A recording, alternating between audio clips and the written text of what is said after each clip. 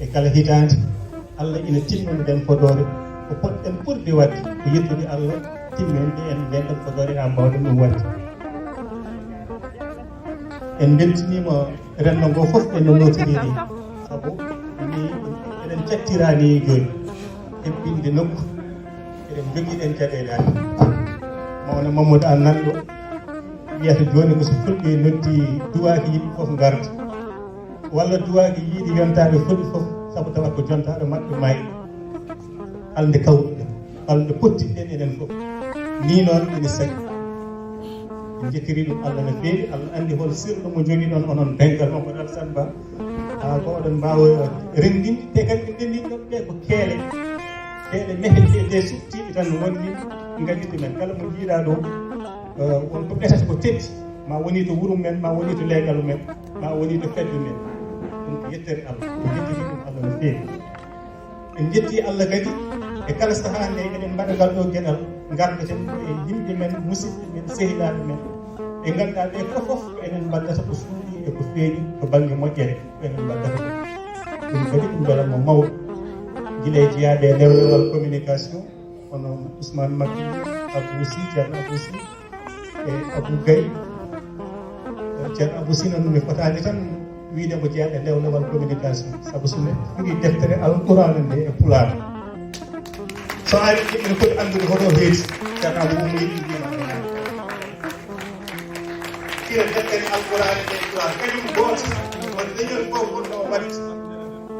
e deftere nde nan ɗo jooɗi rutti waɗi ɗum e kele bagara haalɗum naasi keɗeɗa qur'an o filanma ɗum e pulaar bagara haalɗum naasi keɗeɗa e kele wona hunde rewde so neɗɗo waɗi ɗum wiyatake yo moƴƴina kadi eɗen ƴesma bakkat saabu golle makko e darde ceerno Abou a jarama e soldateɓe wata ɓe gartuɗen ceerno Mamadou Lo ko hen jeeya saabu o jeeyno koye fedde potal ɗemɗe e nder leydi ndi gila ɓe goni France duuɓi capanɗe joyi haare ha joni jowɗo woppaɗe joguitari e jarama ceerno Mamadou kono kadi aljuma Diop nan ɗo e caggal kamɓe jiiɗi goƴo jiiɗi haareji jiiɗi foof ɗum jarama relève o noon woni ɓamtoɓe gueɗe ɗe ne cohla kadi saabu ɗeɗo so tawno ko golle ɓe foti ƴettude altérète tan kadi foof to kono noon wonno koye ƴiiƴe mabɓe woni ɓe mbawa en jetti ceerno Harouna Ba joni kañum han kadi woni porte parole kala nde diini o mema walla leñol ngol mema ko kañum dugdata e hande dugde ɗe janggo dugde ɗe to no min mbima ceerno Harouna a jarama yantude e fuɗede sallina won Zacharia Sow kadi nden ceerno Basirou Sow e Seydi Sarr ɓeɗo fof ko enen gardi e tawdirɗen e nder ñalde men ko wayno Abdoussalam Ba jaalal leñol Mody Ba kadi e Seydou Tall e woɗɓe ñalduɗen kamɓe fof garduɗen ɗum ɗo ko yettere Allah mawno noon hannde gonɗen koye 12 lewru Corse woni lewru juin so eɗen cifɗor hanki 11 lewru juin 11 lewru juin hanki watti duuɓi 13 ko Mamadou Samba Diop murtude hawruno daga wala mo hanki mone men fof ko joni yooɓi yo Allah yurmomo yaako saabu ɗum ɗo ko mbaɗeten ko ɗum ɗo o darnotomo haɗetno o tawtore hannde so tawtora ko sabu wasde wonde e waɗo ɗum ne kadi wadde ko gatta roɓɓe hen tawi lagal ngal cuɓɗon ngal no cuɓata ɗon tiitore mbaɗɗo fayida ko noon kadi cuɓata ɗon laƴal tan Allah hawlidinen ɗum e ñalade mawɗo kono kadi ɗo ɗo kalaten eɗen ndenda mette e suna e sehil men musidɓe men Djiby Ba lolirɗo Guelnora Ba mo ganduɗa o hannde Allah ene fawe mum junngo to leydi Mauritanie ene Allah fawade makko nde junngo wona yaade haɓanade galle bam makko walla jamɗal walla miñiko walla mawniko ko darade kañum togo konngol leñol jabtino leñol woni sababu ha o nangal so nangira ko kala ko wawi nangirede so gonga so wona gonga eɗen gondi e makko eɗen nduwonomo eɗen mbiyo Allah ɗiɗɗum ko suuɗi sabu ko enen fof o ɓilni tan ko enen ni ɗiɗimo ton ndi wadde nduwanɗen ko tawde fof mbawɗen wonde eɗen ko oga banggue ma keɗo en jetti notitiɓe ɓe ɗum tentude kadi e paareji ɗi ɓe joɗni ɓe pewni en ñanti gueɗe ɗe seydi Sy marraine o ko joɗɗiniɗo mboɗo Allah jarama on jaɗama min waɗete leñol ngol wiyetake won tigui yo jaato sernaɓe yo jaato almuɓe yo jaato waɗoɓe théâtre buuɓel yoɓe jaato witake noon jayɗiyankoɓe yo keet banggue yimɓe ndendat tawa haare nde saabu haare nde gode wotere kala ɗo dañɗen polgu ko polgu men enen foof kala ɗo dañɗen défaite ko défaite men enen foof witake ko ɓe witake ko ɓe ɓe cuuɓi tiitonde égalité des langues pour le développement de la nation woni potal ɗemɗe ngam ɓamtare ngendi so tawi a tottama tiitonde noon hadema jumpude e tiitonde nde ene moƴƴi ƴeewa tiitonde nde holno nde mahiri holno nde lelori ngam mbasa wadde hors sujet ɗum wona guinol ɗo namtotoɗa ha mbasa selde e sellude tiitonde nde ko potal ɗemɗe e ngam ɓamtare ngendi men joni ɗo ko wiyete la problématique ceerno Tall bisimilla ma seydi Tall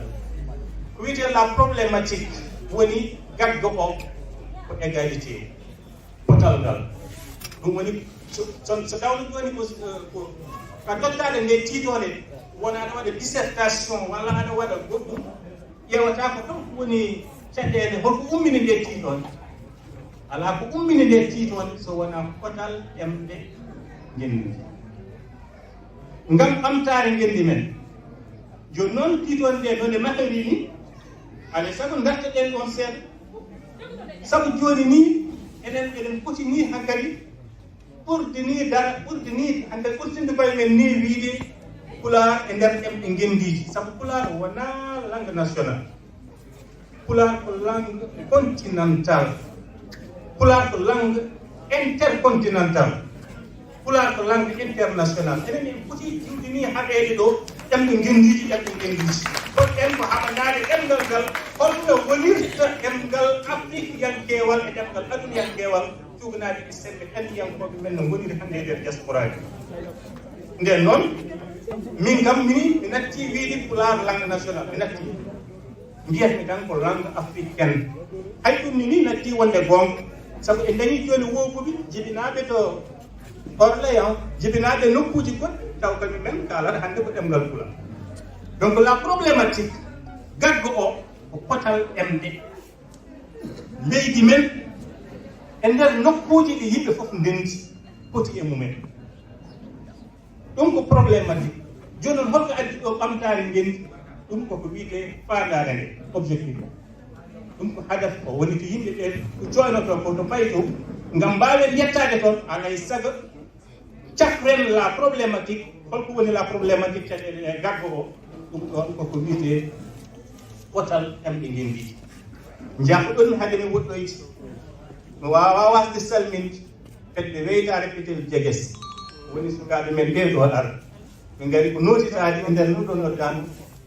en jaaje mabɓe e nokkuji kewɗe nder jeeri ndi ngam wadde ko wayni ɓe gari hande en calminiɓe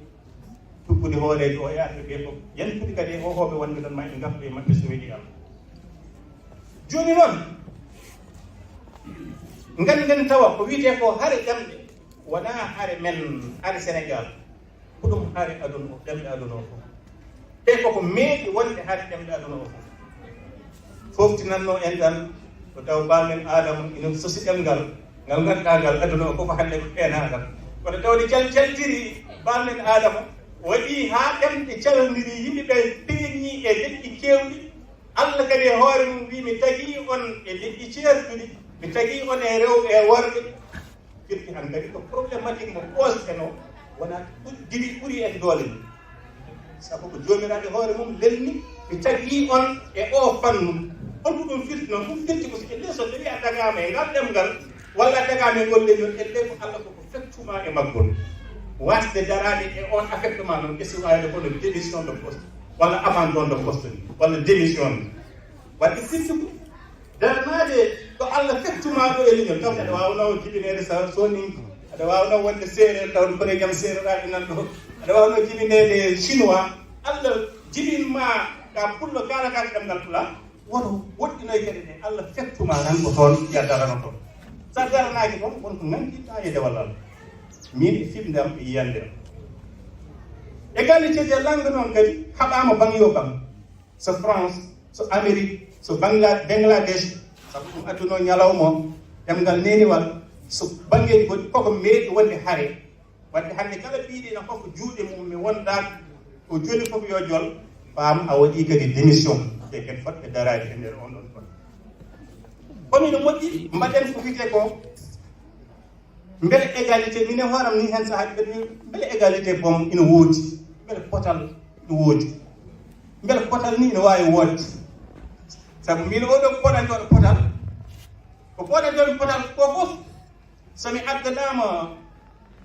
lahal ngal so renaki lañirani ko ga e banggam ga nden noon wiyo onon kam potal kam kom beele eɗen poti foɗanade potal on ala poɗana ɗen hakki poɗana ɗen hakki sabu ko poɗanta ɗen potal ko fof ɗemngal ngal ganduɗa ngal ne haale e leyɗele nogasi e ko ɓe hen mbi leyɗele nogasi e jeegom taw jiiɗani eko diaspora jibine ko so wiyama yo fonde e ɗemgal kaalatengal kadi e ina langa local ko wayno balante ko wayno basari tawa haalate tan koye diwan Kédougou ko beele eɗen daro ngal potal kadi yo won wadde mbiyen hakke woni foof yo heɓ hakke mum nden noon saɗa wawi komi janfima pengal Mamadou Alassane Babe mi salminani pare o kadi ene jaɓɓaɗi way ko noon janfima woni en janfima Mamadou Alassane Ba en janfima pengal Mamadou Alassane Ba ɗum waɗɓe saɗa waɗi wadde darana ɗen hakke men noon daranaji ɗum fawto hankkadi koye himɓe mo joguiɗen keewal ngal gollirɗen darɗe ne dari kadi gollirɗe mbawiɗo ɗemgal ngal kono mbaɗen ko wiyete état des lieux état des lieux woni holko woni ɗo ko e nder aduna o fof imotoɓe ɗemɗe ɗimi wonde woni ko ɗemɗe ujunnaji jeeɗiɗi e ɗemɗe temedere e ɗemɗe ɗiɗi imo tan noon sabu teskama wonde won ɗemɗe coɗoje ina caama e kala saaha kono kadi won ɗemɗe jattateɗe e kala saaha kono kadi won ɗemɗe caltoje ɗemɗe goɗɗe woni koɓe mbiyata les variants et les dialectes hen saahaji tubakoɓe so gari ga jumodira ɗum ƴetta ɗemgal jaltungal e ɗemgal pulaar taw ina sirti tan gaddiri seeɗa tan ɓaddu ɗum ɗemgal gongal ɓe mbaɗi ɗum e ɗemɗe kewɗe e nder Afrique e nder ujunnaji ɗiɗi jeeɗiɗi e temedere e ɗiɗi ɗemɗe goɗɗe e nder Afrique wiyama wonde hen ujunnaji ɗiɗi e temedere e sappo kalete koye nder Afrique ɗe to koye aduna ko hen 2110 langues haalete koye nder Afrique e nder hen ko temedere e sappo e tati ɗemgal woni ɗemɗe mawɗe walla ɗemɗe guurɗe des langues vivantes gonko ɗemɗe kadi ene ceerti cuɓnade e leydi ndi cuɓnade e politique aji gonɗi e kala leydi kono ko ɓuuri hewde ɗemɗe men gona kebtinaɗe to banggue laamu gona langue officielle ɗum ni kadi aɗa sago pamen tubakoɓe holno gardi ɗo holno ɓe mbaɗiri feere ha ɓe ñiɓi ɗo drapeau mabɓe kono kadi probléme o ko ɓeydoto tan ko laydi soɓe garani ɗo kadi holno mbatten hande soɓe garani ɗo hayɓe mbiya tawde langue mawɗam si wi ɗemgal officiel ngal ko français yo haale walla soɓe garani ɗo kadi holno mbatten tawde laamuji men ngala politique laaɓɗo lennaɗo politique ɗemɗe gendiji woɗani e nder leydi probléme aji goɗɗo kadi feeñi ɗo e pella beele ko yo yimɓe ŋatodir ŋaccodira ha ɗemgal ɓurgal wawde ŋadde ŋaccudi foof ko way gongal ngal beele ko yo yimɓe mbaɗ kallodirdir wat en ganda holko wonanno ɗo kadi ɗum arani kono mbiɗen tawde réalité leyɗele men ko ɗum ɗo woni holno poɗɗen dardade on réalité ɗemɗe Afrique koddi e ɗemɗe kalifaji kono ko ɓuuri ko en hewde ko ɗemɗe kalifaji goni kañumen jiimi ɗemɗe ɗe saabu kañumen goni ɗemɗe laamu kañumen ndindirde ɗemɗe men enen ndinda so wona sa yeehi to Tanzanie walla yeehi to Kenya tawa Swahili wattama langue officielle sa yeehi to Somalie tawa ɗemgal Somalie ko langue officielle jangatewa sa yeehi to Éthiopie tawa Amharique wonti ɗemgal officiel toon en sa yeehi to Érythrée tawa Tigrinya wonti ɗemgal officiel sa yeehi Afrique du Sud tawa sappo e goto ɗemgal mbaɗɗama ɗemde officiel enen ha joni eɗen ketti e jiimaji ɗemgal gotal mataw kadi ko kangal woni sutunu gosata ko men e deƴere men Allah dey andi on ɗum problématique o en posat ɗum tan ko wawi fof jibina kono kam en lennat caɗele ɗe gargo o en jibina e nder Afrique kadi Allah no rokki en chance fabtangi temedere fof nde ƴettuɗa capanɗe jeegomo ɓe Allah no rokki ɗumen no kaala ɗemɗe ɗiɗi wiccoji kolliri kadi ɗemɗiyankoɓe kolliri wonde e nder temedere fof nde ƴettuɗa capan tati no kaala ɗam ɗemɗe tati no nana aɗa ɗum ɗo c' est des atouts yimɓe heewɓe cikkata ko wiyete la diversité wona linguistique walla culturel ɓe cikkata ko obstacle ɓe cikkata ko tonngol ɓe ngannda ko ɗum fattange so tawi liggama ko ɗum dañal ko ɗum ngaru kono noon yo taw laamuɗi men cuɓaaki ko ɓuri ko weebt mbaɗɗa maalde e ɗemɗe walla e tubakoɓe arani en haa ko ina mbemna en ina mbi en onon ɗemɗe mon no keewi ala leydi jogiiɗi ɗemngal gootal ala leydi jogiiɗi ɗemngal gootal leydi France nan ɗon hayso tawi hannde français laaɗima e nder leydi France haa jooni won jokkuɓe haɗa ene kaɓe hayso tawi ko c'est des poche hayso tawi ɓe keftiniri ɓen wayno burod ɗo en e ɗemɗe goɗɗe mbaaɗe noon des langues régional hayso tawi ko ɗum ɗon ko ɗemɗe goɗɗe ko poɗɗe woɗɗe ko poɗɗe wuurde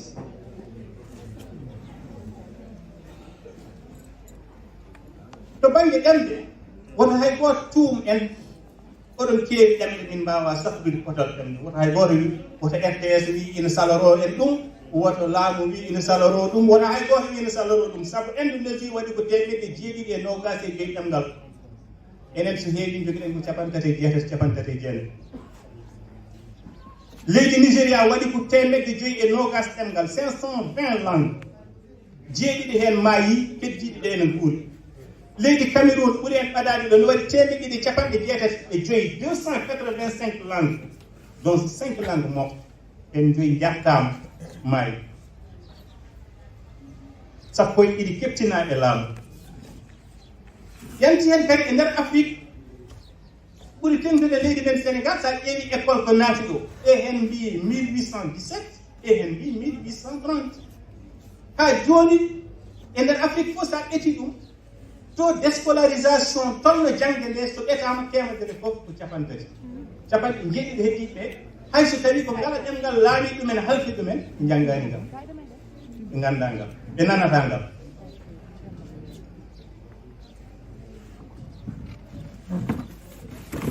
ko te eɗen gandi ko wicciyankoɓe mawɓe kaali kañumen ɓe mbi leydi wawa ɓamtade ko hutoraki ɗemgal ɗemɗe mum ngam ɓamtade mbiɗen waɗi sen welama ndemoyen leydi wawa ɓamtade hutoraki ɗemɗe mum te leyɗele men tolnaki hande to banggue politique linguistique e ardinde ɗemɗe men ɓe kaala des arguments mais des arguments eɓe jokka dalillaji kono ko dalillaji bawɗi werlede ko yiɗɗi ko weeɓi tan ko yiɗɗi ana yiɗi ko weeɓi ɗe sukaɓe en mbi noon joni ko yiɗɗi ko weeɓi tan en kaali gonko aduna o gonko Afrique foti gonko Sénégal e on ɗon fannu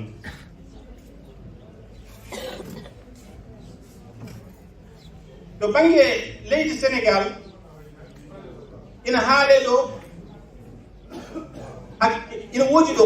wiyata ina haale ɗo ina hettina ɗo demɗe goɗɗe e hen mbi nogas e kono sa limima taw ɗe goni capanɗe nayyi e goo ɗemngal kono ɗe potani tolne ɗe potani daraja kotal jiɗen de ɗiɗon capanɗe nayyi e goo ɗemngal ɗe potani daraja ɗe potani e nder ɗum sa ƴeewima taw hen ɗemɗe kalate tan koye nder nokkuji ko nokku c'était langue locale ina seerti e Pulaar ɗo woni ɗo ɗemngal leydi Sénégal fof rutti woni ɗemngal e leyɗele Afrique fof kala ɗo jaaɗa tawa ngal woni ɗon tawa ngal ɗon tawa wonata arene ina waɗi ɗemɗe mawɗe e nder ɗen ɗemɗe tokos e nder ɗen ɗon so Wolof so Pulaar so Séeréer so Manding walla Malinka so Joola so Soninke so Sapporori Hassaniye so Manjak so Créole so Balanta so Bambara so Susu so Jahanke so Mankañ so Bayoy Banoy so Guillaume so Kerak so Lala so Bandial so Palor so Yalunka Heesonke so Baynuk so ha timmi ɗemɗe keweɗiɗi kalɗe nde wone ɗiɗen meeɗa nandi ɗumen léegi Sénégal Bédi Zenaga Wame Kobian Kasanga fof en joni noon de l'égalité des langues pour le développement de la nation beelo kadi eɗen mbawi gondude ɗemɗe kaalateɗe e galleji tati nayyi joyyi galleji sappo e ɗemgal Pulaar walla ɗemgal Jolfe walla ɗemgal Séréer ɓe ganduɗa ɗe ko ɗemɗe ganduɗa ɗe ina kuufi walla ina perli e nder aduna o wadde en paami kadi caɗele ɗe gasani joni noon égalité langue gam ɓamtare leydi men kaalen ɗum e tolɗoji tati tan au niveau institutionnel to banggue laamu e laamoɓe au niveau de l'éducation to banggue jangde leydi ndi au niveau politique mataw ina wawi nattude e niveau institutionnel o kono au niveau médiatique to banggue cahtirde ɗo e nder leydi ndi ƴeewen hol tolno potal ɗemɗe men e holko ɗum rodi wayi wonde fof comme yo en paam e recommandation woni baɗɗinaɗi ɗo UNESCO wanno gila 1950 holliri wonde jangde fayidinde rokkore ɓamtare leydi wawa daneede so wona e nder ɗemgal neriwal 1950 UNESCO waɗi on ɗon recommandation